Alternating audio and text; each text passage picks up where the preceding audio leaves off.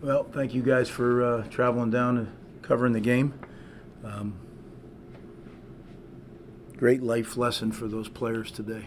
You know, the way that the momentum swang so large, and in life we all know that happens. To be able to get in that circle and look those guys in the eye and them really believe and go do what they're trained to do. You know, a big saying we say, trust your training. And they did just that. We've talked about momentum a lot. We've talked about a lot of things that today every one of them was tested.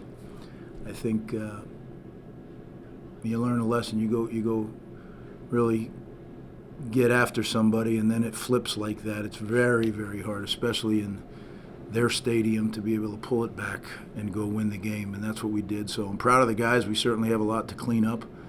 But in some ways, this game is going to help us. In many ways, this game will help us. I believe that, being through that experience together. So pleased about that, and we're getting ready to move on because we got a short week. Washington coming to town Friday night. So I'll answer any questions I can, and then we'll get back to New Jersey. You mentioned just how, coming together and winning this game, the resolve that it took. What did you think that says about the character of your team? Well, I think that all of us believe in a culture. And people sometimes say, oh, the chop, chop is so much more than people realize, right? It's the mental toughness to be able to focus on whatever the task is when everything could be going great, everything could be going lousy, or everything could be going kind of medium. But you have to have the mental toughness, because distractions are really what get most people, especially in this day and age, right? The way these guys grow up with the phones and everything, and Instagram and Twitter and all that stuff. It's to be able to have these guys do it the way they did today, I think is important for us. So, yeah, I was certainly there's a bunch of stuff, coaching and playing, that we'll clean up. But to be able to do what we did is important moving forward. Just the wide receiver screen to Ian Strong that ultimately became the big play on that drive. Was that the same wide receiver screen you threw at Michigan last year that was intercepted and taken back? And B, was it just an interesting play call to throw a wide receiver screen in that moment? Great call by Kirk Shiraka. That's really what it was. And without getting into details, very similar. Yeah, very similar. Really a great call. I want to ask you about a couple decisions. Jay Patel's 53-yard field goal. Why did you decide to kick a field goal there and not punt the ball? Well, initially we decided we were going to kick it. He made that in pregame. He made it from there. And Coach Allen said, look, he made it in pregame twice or whatever he did. Then we got the penalty. So then we drew him off sides. Got back to the spot where we had originally said we were going to kick it. Maybe I should have given it a little more thought. Hey, look, you just got a gift to get you back there. But the reason we did, to draw them off sides, go on a different cadence, was to be able to kick it again. It was, call it aggressive. I call it believing in my guys that they're going to be able to do it. And I know Jay Patel will make that. He's made 52-yarders. He'll make them again. The 4th and 1, you guys went for it and attempted a pass. Why did you go for it, and why was that the play call? Well, look, why was it the call? I think fans, media, everyone needs to understand. You game plan what you think is the good plays for those situations, and then you have more than one on the plan, so you call what you think is best at that time. Virginia Tech does the exact same thing on the other side. Their call was more advantageous than ours on that play, but obviously ours were advantageous enough to win the game. So, that's what, when people start questioning calls, that's what you do. That's what you do for a living in preparing. One of the things, it's part of what we do for a living. And then play callers have to make calls, and I love it. In 12 seconds, you got to make calls that are really important. Boom, boom, boom. So I was proud of our staff. We did, like I said, playing, it's still early in the year. Coaching, it's still early in the year.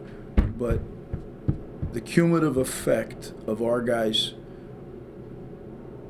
working so hard at learning how to do this, that's what's starting to come to fruition now. It's not any play or any guy. It's a culture. First off, congratulations on the win, Coach. You guys were up 23-7 early in the game. You guys gave a bit of a comeback late in the game. What was the message right before the last drive to your team to tell them just, hey, go out there and go win it? Well, when it got tied, we got together and we did some things that we normally do together to kind of reset, right? Because you know how it is. In anything in life, things can start rolling down on you, and we kind of had a little reset. And the thing that I told them, that the eyes that were looking back at me in that huddle, I've been doing this 37 years. Some teams have those eyes and some don't, and this team has those eyes.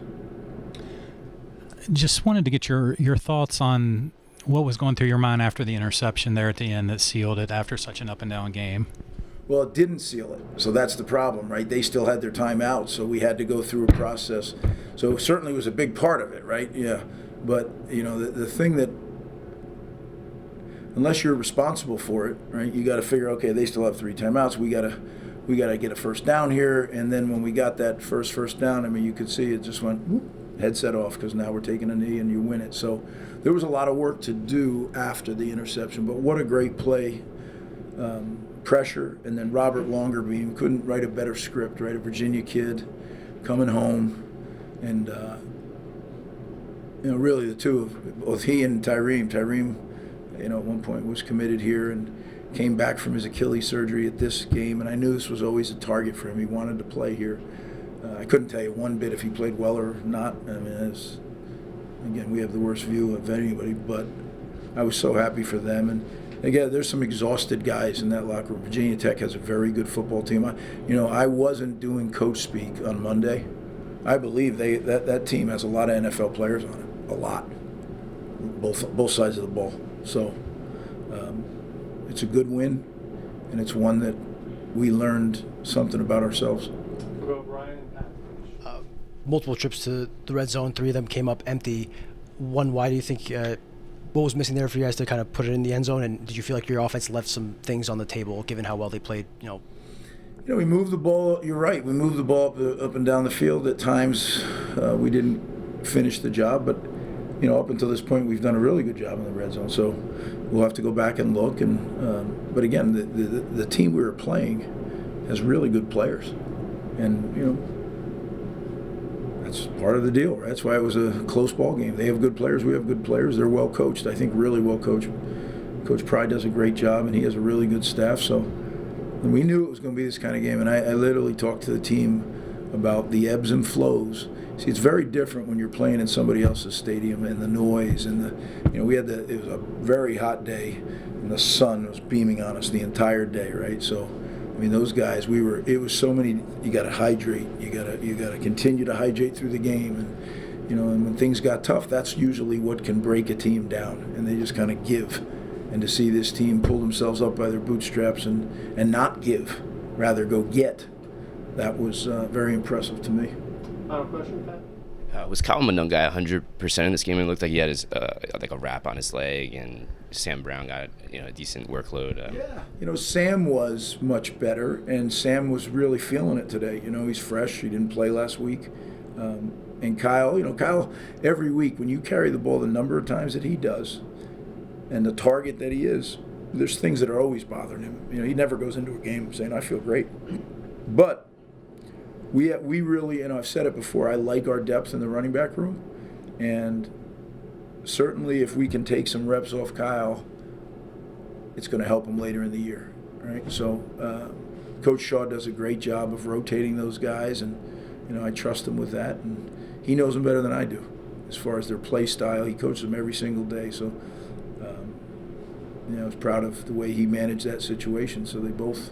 But Kyle's such a great leader. At the end of that game, he was right in the middle there, and he was telling everybody, "This is what has to happen." You know, that to me is what that's what leadership is. So, yeah, proud of the guys. Now we got to move on, right? We got Washington, short week, Friday night, 8 p.m. blackout, and can't wait to get back to New Jersey and get started on that. We need our fans. Can't wait to see you guys. 8 o'clock blackout Friday night. So, looking forward to getting back home. Thank you, guys. Thank you.